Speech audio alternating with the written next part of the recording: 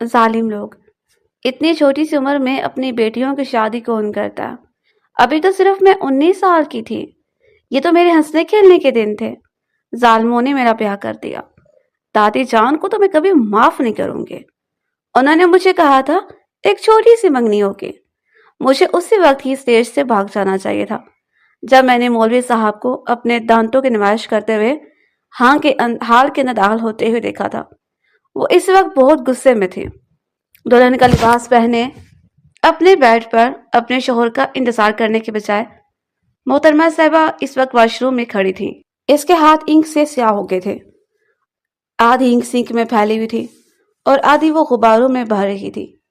سب غباروں کو اچھی طرح سے بھرنے کے بعد اس نے دروازے پر ایک نظر ڈالی جو کہ کافی اونچا تھا۔ ان کے شوہر کا صاحب کا قد بھی تو 6 فٹ اور 2 انچ تھا۔ لمبو کہیں کا زہر لگتا ہے مجھے، ہر وقت غصہ کرتا رہتا ہے۔ پتہ نہیں اس کے ساتھ کیسے گزارا کروں گی، اسے دانت کچکچاتے ہوئے کہا تھا۔ محترمہ نے جیسے ہی کمرے کا دروازہ کھولا، سامنے ہی آذر صاحب کھڑے تھے۔ اس کا نیند سے برا حال تھا۔ چلو جلدی سے یہ کمرے کے دروازے کے اوپر لگا دو، لیکن تھوڑا جلدی کرنا، وہ واپس آنے والا ہوگا۔ پوری حویلی اس وقت گہری خاموشی میں ڈوبی ہوئی تھی۔ آذر نے کیناتوز نظروں سے پہلے تو اس کے چہرے کو گھوڑا۔ جس کو تم جیسی بیوی ملی ہو وہ اتنی جلدی گھر نہیں آتا۔ یہ خیال تو اپنے ذہن سے نکالتے ہو کہ تمہارا دیدار کرنے کے لیے وہ مرا جا رہا ہوگا۔ اپنی زبان بند رکھو ورنہ خبردار جو تم نے مجھ پر حکم چلایا۔ آذر نے اس کو گھورتے ہوئے مصنوعی غصے سے کہا تھا۔ فی الحال تم میرے رحم و کرم پر ہو، مجھے تم غبارہ واپس کرو، میں تمہیں 1 روپیہ بھی نہیں دے رہی۔ یہ سن کر وہ بوکھلا گیا تھا اور فوراً ہی لائن پر واپس آ گیا۔ ٹھیک ہے، یہ لو پیسے۔ ویسے یہ سب تم کیوں کر رہی ہو سکتا ہے وہ غصے میں آ کر پرانی فلموں کے ہیرو کی طرح مجھے پہلے ہی رات طلاق دے دے۔ لا حول ولا قوت، کس قدر گندی سوچ ہے تمہاری۔ تم جانتے بھی ہو یہ کتنا بڑا لفظ ہے۔ ارے اس لفظ کو سن کر عرش بھی کانپ اٹھتا ہے۔ دیکھو آذر صاحب، میں جانتی ہوں کہ 2 دن پہلے ہی CSS کا اسلامیات کا پیپر دے کر آئے ہو، لیکن یہ غلط بات ہے، پاس اب ہو نہیں سکتے۔ مجھ پر اپنا نالج ضائع کرنے کے بجائے یہ کام کریں۔ اس نے اپنے بیگ میں سے اسلامی کے 10,000 نکال کر آذر کے ہاتھ میں رکھ دیے تھے اور خود اطمینان سے بیڈ کے ساتھ ایک لگا کر بیٹھ گئی تھی۔ کیا کروں؟ دادی جان کو قسم دی ہے کہ شوہر کے آنے سے پہلے چینج نہیں کروں گی۔ اگر چینج کر لی تو قسم ٹوٹ جائے گی، اور اگر دادی کو کچھ ہو گیا تو نہیں۔ یہ سوچ کر ہی اس کی روح کانپ اٹھی تھی۔ پھر کچھ سوچ کر اس نے کتابیں کھول لی اور اپنے سامنے کتابیں پھیلا کر بیٹھ گئی۔ وہ شاید یہ بات نظر انداز کر چکی تھی کہ اس نے اپنی زندگی کے 18 سال زمیل کے ساتھ اسی حویلی میں ہی گزارے ہیں، اور زمیل کو بخوبی علم ہے کہ وہ کتنی پڑھاکو ہے۔ اگر وہ ذرا سے بھی پڑھنے والی ہوتی تو FAC میں 3 سال نہ لگاتے۔ اس کے ساتھ کے لڑکیاں یونیورسٹیز میں 6 سیمسٹر میں پہنچ گئی تھی، اور محترمہ ابھی تک یونیورسٹی کے پہلے سیمسٹر میں ہی تھی۔ یونیورسٹی میں داخلہ بھی سفارش پر ہوا تھا۔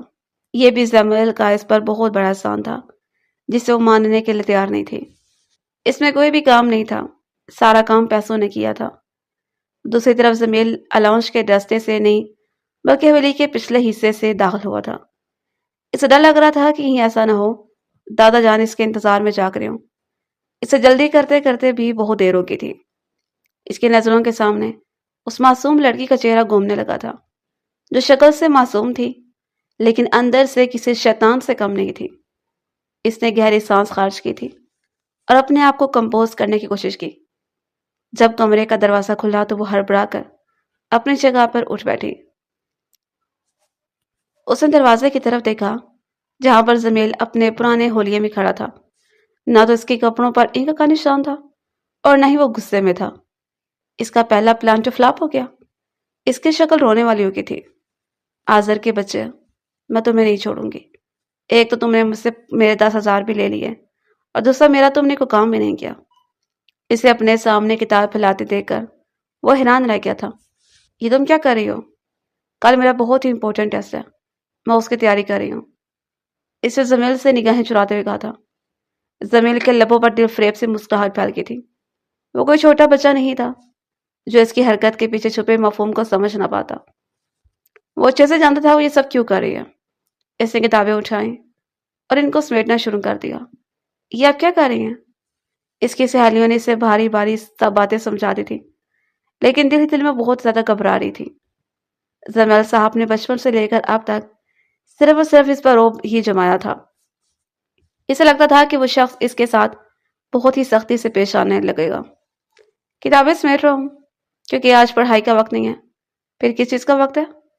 इसके मुंह से बेसाख्ता फिसला, मगर अपने सवाल पर वो खुद ही शर्मिंदा हो गई थी। इससे फौरन गर्दन झुका ली थी। क्या तुम्हें किसी ने बताया नहीं? वो इसके चेहरे को थोड़ी की मदद से बुलंद करते बोला। तो वनीसा ने जोरों शोर से नफी में सर हिला दिया। वो असल में मेरी तबीयत बहुत ज्यादा खराब हो रही है। मेरे सर में बहुत ज्यादा दर्द हो रहा है। इसके ड्रामेबाजी रूज पर थी। वो इत्मीनान से बाजू लपेटे इसके चेहरे को घूरने लगा था। आप मुझे इस तरह से क्यों देख रहे हैं? अचानक इसे याद आया कि वो दुल्हन है। फौरन ही अपने दुपट्टे को अपने दांतों में दबा लिया और शर्माने की नाकाम एक्टिंग करने लगी। आलाउंस में दरवाजे के ऊपर वो गुब्बारे तुमने लगाए थे? इसने मुहतरमा का बाजू पकड़कर इसको एक झटके से अपनी तरफ खींचा। वो जोर से इसके सीने के साथ जाकर लगी थी। इन दोनों के दरमियान फासला बहुत कम था। वो इसकी सांसों की तपश अपने चेहरे पर महसूस कर रही थी। इसने खौफ से थूक निकला और नफी में सर हिला दिया। इसका फोकस मुहतरमा के होंठों पर था। काफी देर तक वो इसी पोजीशन में ही रहा। दूसरी तरफ वनीसा की हालत बहुत बुरी हो चुकी थी। इसे लग रहा था कि इसके वजूद से जान निकल जाएगी। तुम्हें पता है कि मुझे झूठ बोलने वाले लोगों से शदीद नफरत है। अब उंगलियों के पोरों से इसके गालों को छू रहा था। इसका लहजा दहकता हुआ था। वो मैंने आपके लिए नहीं लगवाए थे, वो मैंने आज़र के लिए लगाए थे। ओह अच्छा, यानी आज़र ने अपने लिए गुब्बारे वहां पर लगाए थे। आपको इस बारे में कैसे पता चल गया? आपकी बात झंझलाते बोले थे। आपकी खिदमत में इजाफे के लिए आस करता हूँ। वो बात कहते कहते खामोश हो गया। अगर उसको बता देता तो सारा मूड खराब हो जाता। वनीजा इसकी कुर्बत में बुरी तरह से घबरा रही थी। इसके चेहरे पर फैली हुई घबराहट को देखकर जुमेल एक गहरी सांस खारिज करके और इसे थोड़ा सा खुद से दूर होकर बैठ गया। अपने आप को ज़हनी तौर पर तैयार कर लो। तुम्हारे पास एक हफ्ते का वक्त है। इसके बाद आकर तुमसे अपने तमाम तरह हकूक वसूल करूंगा, लेकिन मुझे आपको कोई हक नहीं देना। मुझे आपसे शादी नहीं करनी, मुझे आपके साथ नहीं रहना। आप बहुत बुरे हैं, आप बहुत ही गुस्सा करते हैं। क्लास में भी या सब लोगों के सामने मुझे जलील करते हैं। मुझे आपकी जात में कोई दिलचस्पी नहीं है। न जाने इसमें इतनी हिम्मत कहाँ से आई थी। एक ही सांस में इसने अपने हालात का इजहार कर दिया था। रोमेल के आगे बढ़ते हुए कदम एक लम्हे के लिए अपनी जगह पर जम गए। इसके माथे पर बल पड़ गया। इसने अपनी मुट्ठी बेंची। उस लड़की को जितना वक्त दे रहा था वो इतना ही इसके सर पर चढ़कर नाच रही थी। क्या कहा? दोबारा से कहना। वो उसकी तरफ पलटा तो वो बेड पर पीछे की तरफ खिसकने लगी थी और फिर बेड ग्राउंड के साथ जाकर रुके थी। रोमेल जरा सा इसके चेहरे पर झुका और उसके नाक के साथ अपनी नाक मस्त करते बोला, जुबान दराजी करने वाले लोग पसंद नहीं है मुझे। अगर मैं तुम्हें थोड़ा सा टाइम दे रहा हूं तो इसको गनीमत समझो। अगर चाहूं तो यहां से इसी वक्त अपना हक वसूल कर सकता हूं और ये मासूम बनने की एक्टिंग किसी और के सामने करना। दोबारा अगर तुमने कोई भी शरारत की तो मुझसे बुरा कोई भी नहीं होगा। आप बहुत ही बुरे हैं, इससे कामते हुए लहजे में कहा था। वो इसके चेहरे को घूर के रह गया, मगर कुछ भी कहे बगैर तेजी से फ्रेश होने के लिए वॉशरूम चला गया। या मेरे अल्लाह, कितना जालिम इंसान है ये। और इसको कैसे पता चला मैंने इसके कमरे में गुब्बारे भरे थे? कहीं इसने यहाँ पर कैमरे तो नहीं लगाए हुए? नहीं नहीं, ये इतना बड़ा जालिम नहीं हो सकता, लेकिन इससे तो किसी भी काम की उम्मीद रखी जा सकती है। वो अपने दिमाग पर जोर डालने की कोशिश कर रही थी, लेकिन इसका छोटा सा दिमाग बिल्कुल मौफ हो चुका था। फिर इसका ध्यान भटक कर मोड़ की तरफ मुड़ गया। हो सकता है इसने मेरे साथ डबल गेम खेली हो। वो इसी बारे में सोच रही थी जब वॉशरूम का दरवाजा दोबारा से खुला। मुझे लगता है कि तुम वक्त नहीं लेना चाहती हो। वो इसको देखकर शरारती अंदाज में बोला तो वो तेजी से भागती हुई वॉशरूम में घुस गई थी और दरवाजे के साथ टेक लगाकर गहरे गहरे सांस लेने लगी। ये इंसान किस तरह की वाहियात बातें कर रहा है। मेरे साथ अगर इसने दोबारा मुझसे फ्री होने की कोशिश की तो मैं दादी जान को इसकी शिकायत लगा दूंगी। वो दिल ही दिल में इसको गालियों से नवाजती अपना 2 किलो का मेकअप साफ करने लगी थी। इसके दिमाग से मुंह दिखाई का ख्याल निकल ही गया था। जब वो बाहर आए तो इसने साइड टेबल पर सोने की चमकती हुई घड़ी देखी थी। رمیل نے جب اس کی نظروں کی تپش اس گھڑی پر محسوس کی تو اس نے جلدی سے وہ دراز میں ڈال دی تھی۔ وہ منہ بنا کر بیڈ پر جا کر بیٹھ گئی اور پھر ایک طرف کروٹ بدل کر لیٹ گئی۔ صبح رمیل 8 بجے اٹھ گیا تھا۔ ان کا صرف نکاح ہوا تھا۔ دادی جان نے نکاح کے ساتھ ہی چھوٹی سی رخصتی کر دی تھی اور ڈیسائیڈ کیا گیا تھا کہ ولیمہ کچھ عرصے کے بعد کیا جائے گا۔ آج رمیل نے یونیورسٹی جانا تھا۔ اس کی کلاس تھی۔ اس نے محترمہ کو اٹھانے کی کوشش کی تو وہ رضائی کو سینے سے لگا کر دوسری طرف کروٹ بدل کر پھر سے لیٹ گئی۔ چھوڑ دو مجھے، تمہارا سر قلم کر دوں گی میں، گستاخ۔ رومیل نے اسے ہاتھ لگایا ہی تھا کہ وہ جھٹکے سے اٹھی اور اونچی آواز میں چلاتے بولی۔ یوں لگ رہا تھا جیسے وہ خوابوں میں اٹک الغازی کے علاقے میں پہنچ گئی ہو اور نویان کو دھمکیاں دے رہی ہو۔ ویسے حقیقت میں وہ رومیل کو نویان ہی کہتی تھی۔ وہ بھی نویان کی طرح کسی جلاد کام نہیں تھا۔ اس کی اسی حرکت پر رومیل نے بے ساختہ اپنے کانوں میں انگلی ڈال دی تھی کہ محترمہ کی آواز بہت ہی اونچی تھی۔ اس کے بعد وہ اس کو دونوں کندھوں سے پکڑ کر زور زور سے ہلانے لگا تھا۔ اس نے ہلکی ہلکی آنکھیں کھولی۔ اگلے لمحے اس نے رومیل کے چہرے پر زور سے تھپڑ مارا۔ بے شرم انسان، تمہاری ہمت بھی کیسے ہوئی ایک خوبصورت اور نوجوان لڑکی کو ہاتھ لگانے کی؟ یہ کہہ کر پھر سے سونے کے لیے لیٹ گئی تھی۔ رومیل کو سمجھ نہیں آ رہا تھا کہ وہ کیا کرے۔ یہ بات تو ثابت ہو چکی تھی کہ محترمہ نیند میں ہے، کیونکہ کوئی بھی انسان اتنی لمبی اور دیر تک ایکٹنگ نہیں کر سکتا۔ اس کی نیند اس قدر خطرناک ہوگی، رومیل نے کبھی اپنے وہم و گمان میں بھی نہیں سوچا تھا۔ کافی دیر تک وہ اپنے چہرے پر ہاتھ رکھ کر کھڑا رہا۔ آج سے پہلے کبھی اس کے ماں باپ نے اس پر ہاتھ نہیں اٹھایا تھا، اور یہ چٹانک بڑھ کے لڑکی جس کو شدید ناپسند کرتا تھا، وہ نیند میں بھی اس سے اپنا بدلہ لے چکی تھی۔ اگلے ہی پل وہ تیزی سے چلتا واش روم گیا، پانی کی ایک بڑی سی بالٹی اٹھائی اور وہ محترمہ کے اوپر ڈال دی۔ وہ بڑبڑاتے ہوئے اٹھ بیٹھی تھی۔ اس کی ساری نیند اڑ چکی تھی۔ اب وہ حالی ہولی نظروں سے سامنے کھڑے اس جلاد کو دیکھ رہی تھی۔ یہ آپ نے کیا کیا؟ وہ کپ کپاتے ہوئے لہجے میں بولی۔ یہ اس سے برا نہیں تھا جو تھوڑی دیر پہلے تم نے میرے ساتھ کیا۔ تمہاری ہمت بھی کیسے ہوئی مجھ پر ہاتھ اٹھانے کی؟ ہائے میرے اللہ، میں اپنے شوہر پر کیسے ہاتھ اٹھا سکتی ہوں؟ نہیں نہیں، ایسا نہیں ہو سکتا۔ آپ کو غلط فہمی ہوئی ہے میرے سرتاج۔ یہ ڈرامے بازی بند کرو اور جا کر فریش ہو جاؤ، یونیورسٹی کے لیے لیٹ ہو رہے ہیں۔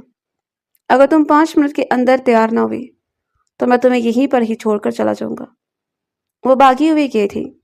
اگلے 5 منٹ میں فریش ہو کر باہر آ گئی۔ شیشے کے سامنے کھڑی ہو کر جیسے ہی اس نے براؤن کلر کی لپسٹک پر ہاتھ رکھا، رومیل نے اس کے ہاتھوں سے وہ لپسٹک چھین لی۔ سب کو پتہ چلنا چاہیے کہ میں نیند والی دلہن ہوں۔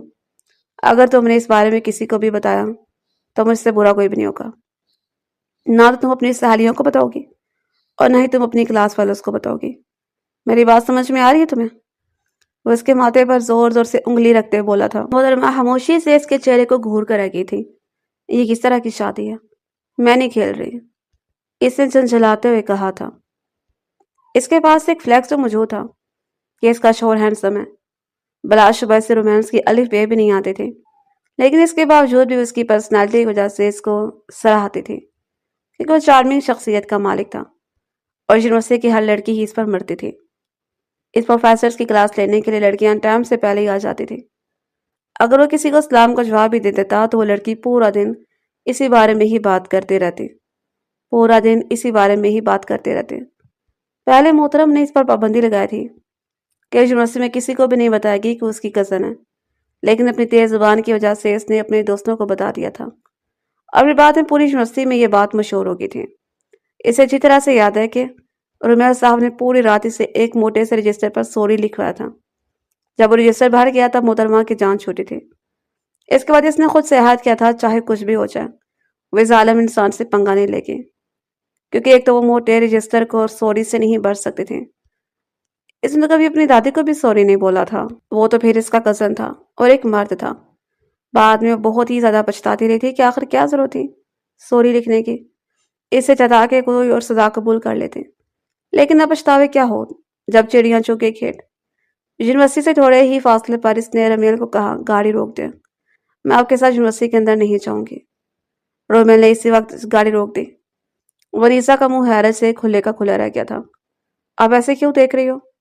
مجھے آپ کو چاہیے تھا کہ آپ مجھے منع کرتے، آفٹر آل میں آپ کی بیوی ہوں۔ تم نے کہا تھا تو میں نے روک دی۔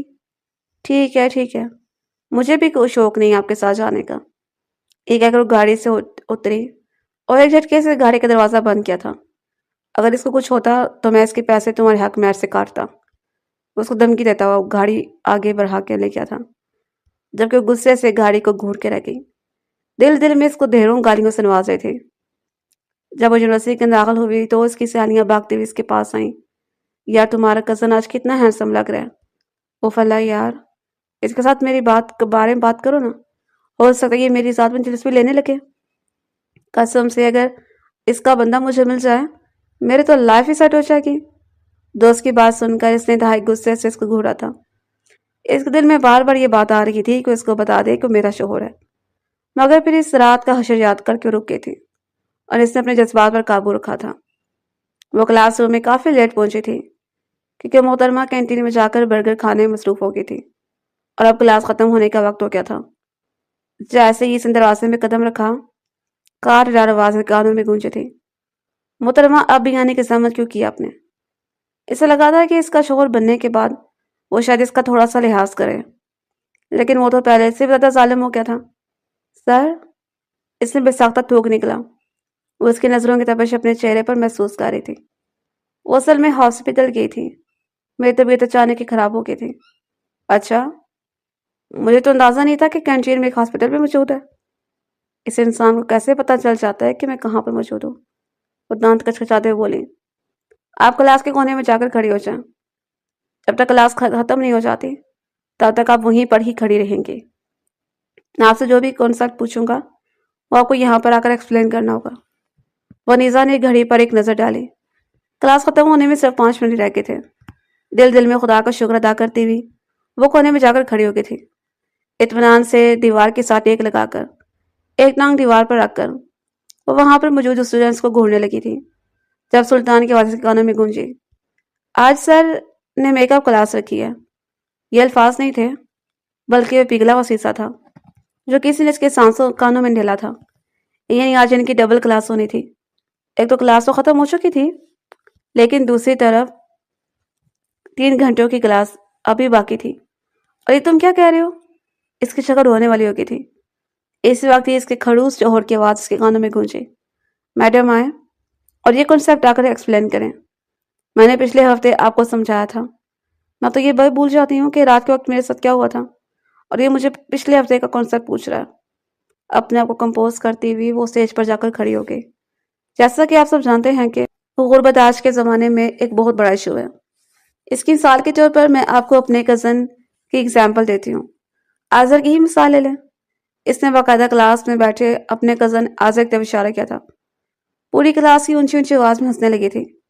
رومیل نے اس کی طرف ناگواری سے دیکھا۔ میں نے آپ کو یہاں پر لطیفہ سنانے کے لیے نہیں بلایا، سیریس ہو جائیں اور مجھے ریئل لائف ایگزامپلس دیں کہ اس کنٹری کی آپ کی اسٹڈیز بھی بتا سکتی ہیں۔ ساری یہ ریئل لائف ایگزامپل ہے۔ میں آپ کو یہی بتانا چاہ رہی ہوں کہ جو غربت ہے وہ انسان سے کیا کچھ نہیں کرواتی ہے۔ انسان دھوکہ دینے پر مجبور ہو جاتا ہے، دوسروں کے ساتھ منافقت پر اتر آتا ہے۔ مجھے بولنے پر آئی تو چپ ہونے کا نام نہیں لے رہی تھی۔ کل رات کا منظر کسی فلم کی طرح اس کے نظروں کے سامنے گھومنے لگا تھا جب آذر نے زیادہ پیسوں کے لالچ میں اس کو دھوکہ دیا تھا۔ اگلے پر رومیل اس کو کلاس کک آؤٹ کر چکا تھا۔ اس سے محترمہ کو پوری کلاس کے سامنے چہا سے ذلیل کیا تھا۔ وہ آنکھوں میں آنسو لیے روتی ہوئی یونیورسٹی کے بیرونی حصے سے باہر آ گئی۔ شاعر اپنی بائک کے ساتھ ایک لگا کر کھڑا تھا۔ وہ اس کا فیملی فرینڈ تھا۔ ابھی تک وہ نیزا کے نکاح کے بارے میں نہیں پتا تھا۔ وہ نیزا کے لیے اپنے دل میں کسی حد تک جذبات بھی رکھتا تھا۔ اسے روتا ہوا دیکھ کر شہریار کو نازک سے دل کو کچھ ہوا۔ لڑکیوں کو تو ویسے بھی وہ اداس نہیں دیکھ سکتا تھا۔ اس کی کوشش ہوتی تھی کہ وہ ہر لڑکی کے چہرے پر مسکرانے میں کامیاب ہو جائے۔ وہ تیز سے قدم اٹھاتا ہوا اس کے پاس آیا۔ کیا ہوا ہے؟ تم رو کیوں رہی ہو؟ اس ظالم انسان کی وجہ سے۔ وہ نیان، وہ ہٹلر، وہ خروس انسان، اس نے میرا جینا حرام کر دیا۔ لوگ اپنے کزنوں کو امپورٹنٹ دیتے ہیں، ان کو پیورٹی دیتے ہیں، ان کو آگے آگے کرتے ہیں، اور وہ پوری کلاس کے سامنے مجھے ذلیل کرتا ہے۔ حالانکہ وہ جانتا بھی ہے کہ کلاس والوں کو بھی اس کی اور میرے رشتے کے بارے میں پتا ہے۔ نہ تم اس کی باتوں کو اتنا سر پر سوار نہ کیا کرو۔ یہ زندگی انجوائے کرنے کے لیے ہے، ٹینشن لینے کے لیے نہیں ہے۔ चलो मैं तुम्हें अच्छा सा जबरदस्त सा लंच करवाता हूँ। खाने का नाम सुनकर इसके मुंह में पानी आ गया था। हालांकि अभी थोड़ी देर पहले ही इसने बर्गर से इंसाफ किया था, लेकिन पास्ता के लिए इसके पेट में हर वक्त ही जगह होती थी। शहरयार इसको लेकर एक बहुत बड़े रेस्टोरेंट में आया था। वो दोनों इत्मीनान से बैठे खाना खाने में मसरूफ थे। इसके बाद उस पर की साथ बाइक पर बैठ गए। काफी स्टूडेंट्स ने इसे शहरयार के साथ बाइक पर आते हुए देखा था। स्टूडेंट्स को तो मौका चाहिए होता था बातें बनाने का। वो तो वापसी से यूनिवर्सिटी के दाखिल हो चुकी थी, मगर शहरयार को लड़कों ने रोक लिया। अरे हैरी तो है, इतनी खूबसूरत सीना को लेकर कहाँ पर घूम रहे हो? अब वो तुम्हारे साथ जाने के लिए तो क्या सिर्फ तैयार हो गई थी? शहरयार ने बेसाख्ता अपने बालों में हाथ फेरा। वो नहीं जानता था कि करीब ही खड़ा रुमेल उनकी बातें सुन रहा है। ये तो रुमेल की गंदी आदत नहीं थी, लेकिन अपनी बीवी का नाम सुनकर इसके कदम न चाहते हुए रुके थे। बस यार, तुम्हें तो पता है कि जिस चीज़ पर को भी देखता हूँ वो चीज़ खुद बखुद ही किसी पके हुए फल की तरह मेरी झोली में आकर गिर जाती है। इसने खबासत का मुजाहरा करते हुए कहा था। यार वो लड़की तो बड़ी टेढ़ी है, वो किसी के हाथ में नहीं आती। तूने कैसे इससे अपने जाल में फंसा लिया? ये कौन सा मुश्किल काम है? लड़कियों की 2-3 तारीफें करो और वो खुद ब खुद ही तुम पर फिदा हो जाएंगी। रुमेल के लिए मजीद खुद पर कंट्रोल रखना मुश्किल हो गया था। शहरयार ने जब इसको देखा तो इसकी छठी हिस्स ने इससे कुछ गलत होने का इशारा करने लगी। रुमेल के माथे पर बल पड़े हुए थे। वो बहुत ही गुस्से में नजर आ रहा था।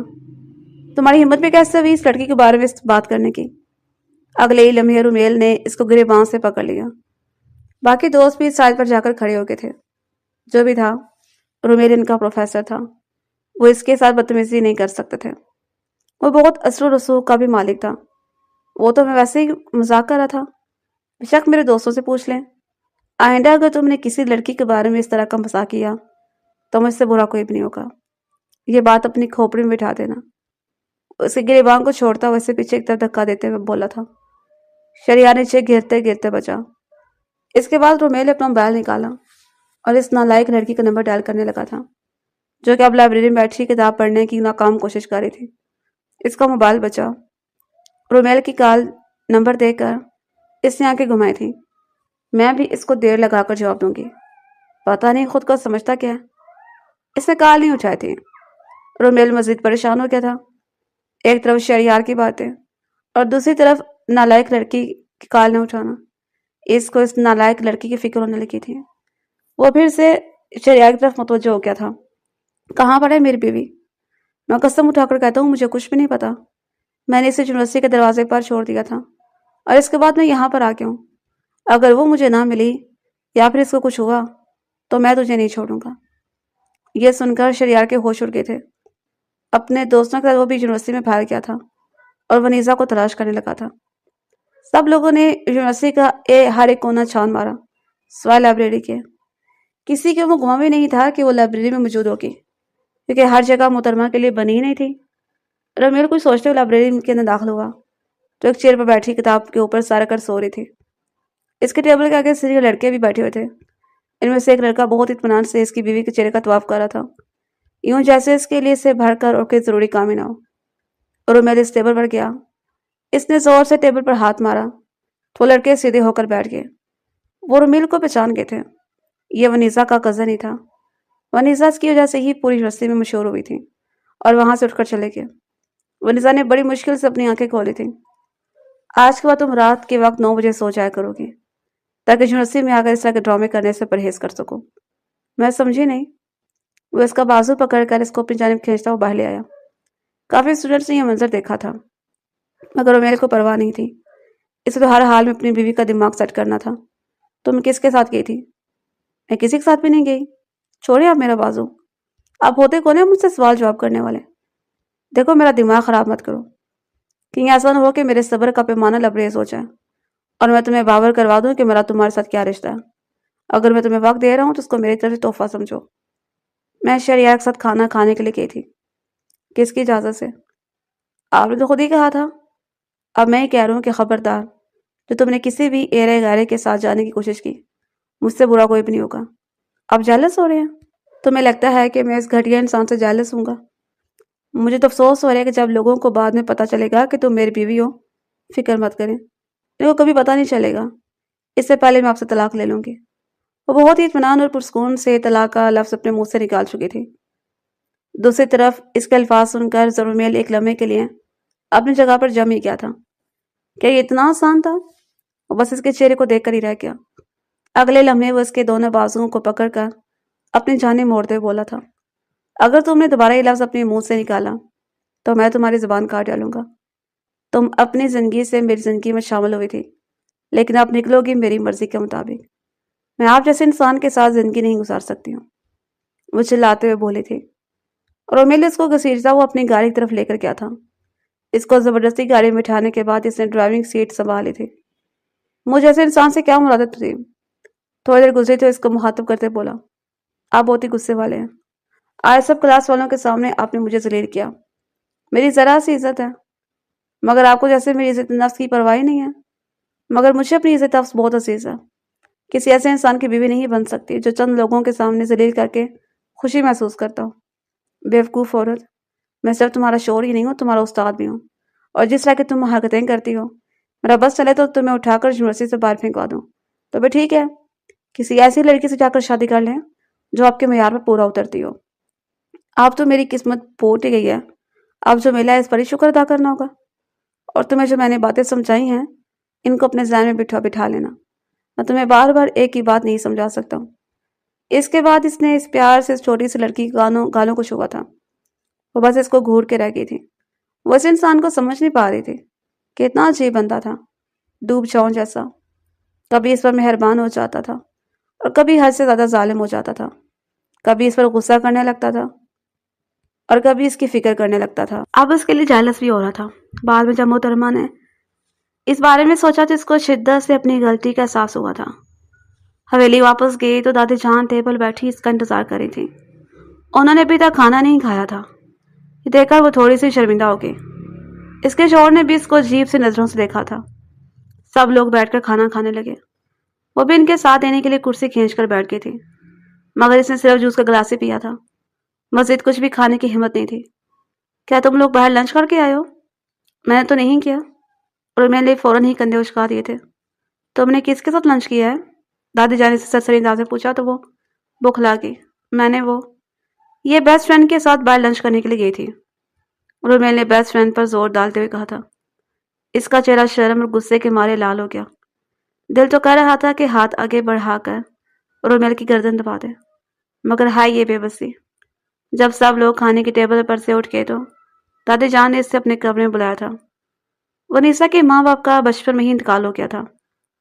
تایا جان نے اس کی پرورش کی تھی اور دادی جان نے اس کو سنبھالا تھا۔ سب لوگ اس کے ساتھ بہت اچھے تھے۔ اس کی تائی جان اسے بہت پسند کرتے تھے۔ اس کی تائی کو ونیسا میں اپنا بچپن نظر آتا تھا۔ وہ بھی بچپن میں اسی طرح کی شرارتی اور جوانی میں اس طرح کی شوق اور چنچل تھی۔ اسی وجہ سے ہی وہ اس کو ڈانٹتی وغیرہ نہیں تھی اور نہ ہی برا بلا کہتی تھی، بلکہ اس کی شرارتوں کو برداشت کر جاتی تھی۔ جہاں تک رومیل کا سوال تھا تو وہ اس پر غصہ کرتا تھا، اور آزر تو اس کا کرائم پارٹنر تھا۔ دادی جان نے اسے کمرے میں بلا کر اپنے پاس بٹھا کر شور کے حوالے سے بہت سی باتیں سمجھائی تھیں، جس میں سب سے زیادہ فوکس انہوں نے شور کے خوک پر کیا تھا کہ اس کو انکار مت کرنا اور نہ ہی اپنی طرف سے اس کا دل خراب کرنا۔ میں جانتی ہوں کہ تم لوگوں میں بہت سے اختلافات موجود ہیں، لیکن جب تم لوگوں کے درمیان ازواجی تعلق قائم ہوگا تو یہ اختلاف خود بخود ہی ختم ہو جائیں گے۔ تو میری باتیں سمجھ رہی ہو نا؟ اس سے شرم کے مارے اپنی گردن جھکا لی تھی۔ جب اسے نگاہ اٹھائی تو رومیل کو دروازے کے ساتھ دیکھ لگا کر کھڑا پایا۔ وہ مانی خیز انداز میں اس کے چہرے کی طرف ہی دیکھ رہا تھا۔ اس کے لبوں پر ایک عجیب سی مسکراہٹ پھیلی ہوئی تھی، جسے دیکھ کر مزید بوکھلا گئی۔ دادی جان مجھے پیپر کی تیاری کرنی ہے، میں چلتی ہوں۔ یہ کہہ کر وہ بھاگتی ہوئی کمرے سے باہر نکلی تھی اور اپنے کمرے میں جا کر گہری گہری سانس لینے لگی۔ رومیل بیٹا، یہ تمہیں زیادہ تنگ تو نہیں کر رہی؟ دادی جان سچ کہوں تو اس نے مجھے تگنی کا ناچ نچا دیا۔ ایک دن میں اسے توبہ کرنے لگا ہوں۔ اس کو سدھارنا مشکل تو ہے لیکن ناممکن نہیں ہے۔ نہ بھی فکر ہو جائے، میں سب کچھ سنبھال لوں گا۔ اب اگر یہ فیصلہ کر ہی لیا ہے تو پھر پیچھے ہٹنے کا فائدہ نہیں ہے۔ رات کے وقت جب وہ کمرے میں داخل ہوا تو اسے دیکھ کر فوراً ہی سوتی بن گئی تھی۔ اس نے اپنی آنکھیں بند کر لیں اور اونچی اونچی آواز میں خراٹے لینے لگی۔ فکر مت کرو، اتنی جلدی تمہارے پاس نہیں آؤں گا۔ میں جانتا ہوں تمہارے پاس ابھی بھی 6 دن موجود ہیں، ابھی ایک پورا ہفتہ نہیں ہوا۔ تم 6 دن اطمینان سے اس کمرے میں اپنی مرضی کے ساتھ رہ سکتی ہو، لیکن اس کے بعد تمہیں میری مرضی کو قبول کرنا ہوگا۔ یہ سن کر منہ بنا کر اٹھ کر اپنی جگہ پر بیٹھ گئی تھی۔ اسے جلدی سے اٹھتا ہوا دیکھ کر رومیل کے لبوں پر مسکراہٹ پھیل گئی تھی۔ ویسے ڈرامہ کرنے میں تو تم نے پی ایچ ڈی کی ہوئی ہے، تمہیں شادی نہیں کرنی چاہیے تھی، بلکہ کسی مووی کے لیے آڈیشن دینا چاہیے تھا۔ کون سا مجھے اس مووی میں کام کرنے کی اجازت دے دیتے؟ اگر میرا کوئی کلپ وائرل ہو جاتا تو اگلے ہی دن آپ نے میرے سر پہ پسٹل رکھ کر مجھے اس دنیا سے بھیج دینا تھا۔ واہ، تم تو مجھے بہت ہی زیادہ پہچان گئی ہو، یہ کہہ کر غیر ارادی طور پر وہ اس کے ساتھ ہی بیڈ پر آ کر بیٹھ گیا۔ جیسے اس کا ہاتھ محترمہ کے ہاتھ کے ساتھ ٹچ ہوا، وہ سانس روک کر دیوار کی طرف دیکھنے لگی۔ رومیل نے بساختہ اپنا سر جھٹکاتا سانس لے لو، کہیں ایسا نہ ہو کہ دوبارہ آنکھ کھلنے پر تم اپنے آپ کو جہنم میں پاؤ۔ جہنم میں جائیں گے میرے دشمن، اور وہ لوگ جو مجھے جہنم میں بیچنے کے لیے دعائیں مانگ رہے ہیں۔ کہ تمہیں ذرا بھی شرم نہیں آتی ہے؟ چھوڑ کر اتنی بدتمیزی کرتی ہو؟ وہ اپنے چہرے پر مصنوعی غصہ لاتے ہوئے بولا تھا۔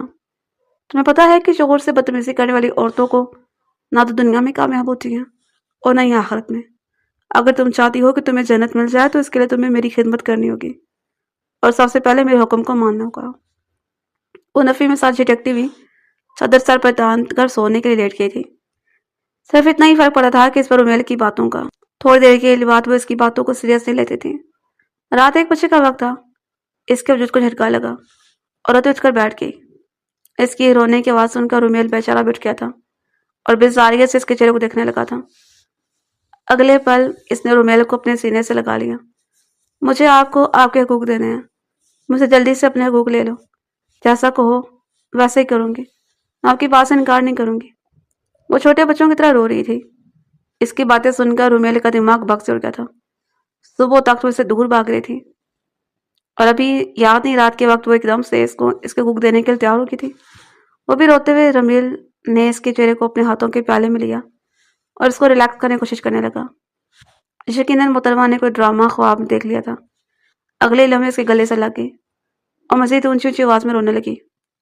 مجھے جہنم میں نہیں جانا ہے، مجھے آپ کے ساتھ جنت میں جانا ہے، مجھے معاف کر دیں، دوبارہ میں کی بات سے انکار نہیں کروں گی، میں آپ کا ہر حکم مانوں گی۔ رومیل پیار سے اس کی گردن کو ٹھپک رہا تھا۔ جب وہ ہوش کی دنیا میں آئی تو وہ اسے تھوڑی سی دور کھسکنے لگی۔ کیا ہوا؟ کیا جنت میں جانے کا ارادہ کینسل ہو گیا؟ وہ شرارتی انداز میں بولا تو وہ گردن چکانے پر مجبور ہو گئی تھی۔ محترمہ نے تھوڑی ہی دیر پہلے ایک ڈرامہ خواب دیکھا تھا۔ فرشتے ان کو جہنم میں گھسیٹ کر لے کر جا رہے تھے۔ یہ اس وجہ سے تھا کہ وہ رات کو سونے سے پہلے اس بارے میں ہی سوچتی رہی تھی، اور پھر آدھی رات کے وقت اس خواب کو دیکھ کر وہ کافی زیادہ ڈسٹرب ہو گئی تھی۔ رومیل نے اس کی سچویشن کو سمجھتے ہوئے پیار سے اس کے چہرے کو تھپکا تھا۔ کچھ بھی نہیں ہوتا، میں تم سے ناراض نہیں ہوں، فکر مت کرو، میں تمہیں اپنے ساتھ جنت میں لے کر جاؤں گا، لیکن اس کے لیے تمہیں میری بات ماننی ہوگی۔ میں آپ کی ساری باتیں مانوں گی۔ وہ اس کے گلے سے لگ گئی اور پھر تھوڑی دیر کے بعد اس کے بازوں میں سارا کر لیٹی ہوئی تھی۔ رومیل پیار سے اس کے بالوں میں انگلیاں چلا رہا تھا۔ وہ جانتا تھا کہ صبح اٹھنے کے بعد اس خواب کو بھول جائے گی۔ ایسا ہی ہوا تھا۔ محترمہ جب صبح سویرے اٹھی تو وہ ان سے 2 صوفے پہ جا کر سوئی ہوئی تھی۔ بس اتنا ہی اثر ہوتا ہے اس لڑکی پر۔ اس نے غصے سے اپنا سر جھٹکا۔ رات کے لمحات کسی فلم کی طرح اس کے لب نظروں کے سامنے گھومنے لگے۔ اس کے لبوں پر مسکراہٹ پھیل گئی تھی۔ اس لڑکی کا لمس بہت ہی خوبصورت تھا اور دل کو سکون پہنچا دینے والا تھا۔ وہ اس کو بتانا چاہتا تھا کہ رومیل کو اس کی ضرورت ہے، اس کو محسوس کرنا چاہتا ہے، اس پر اپنی محبت نچھاور کرنا چاہتا ہے۔ وہ اس کو یہ بھی بتانا چاہتا تھا کہ بچپن سے لے کر اب تک اس کے ذہن میں صرف اور صرف ونیزا کا ہی خیال تھا۔ ونیزا کے علاوہ نہ تو اس نے کسی لڑکی کے ذات میں دلچسپی لی تھی اور نہ ہی کوئی لڑکی اس کے دل کو بھائی تھی۔ حالانکہ بہت سی لڑکیاں اس کی زندگی میں آئی تھی، بہت سی لڑکیوں نے اس کو پرپوز بھی کیا تھا، مگر اس کا ذہن بار بار بھٹک کر اپنی اس معصوم اور شرارتی کزن کی طرف جاتا تھا، جس پر ظاہر وہ غصہ کرتا تھا، لیکن دل سے وہ بے تحاشا اس کو چاہتا تھا۔ وہ اس پر اپنا سب کچھ قربان کرنے کے لیے بھی تیار تھا۔ اگر اس کے بس میں ہوتا تو وہ دنیا کی ساری دولت ونیزا کے قدموں میں لا کر رکھ دیتا۔ آج صبح وہ جلدی اٹھ گئی تھی۔ اس نے کوئی بحث بھی نہیں کی تھی۔ یونیورسٹی میں جا کر بھی وہ اپنی پڑھائی کی طرف توجہ دے رہی تھی۔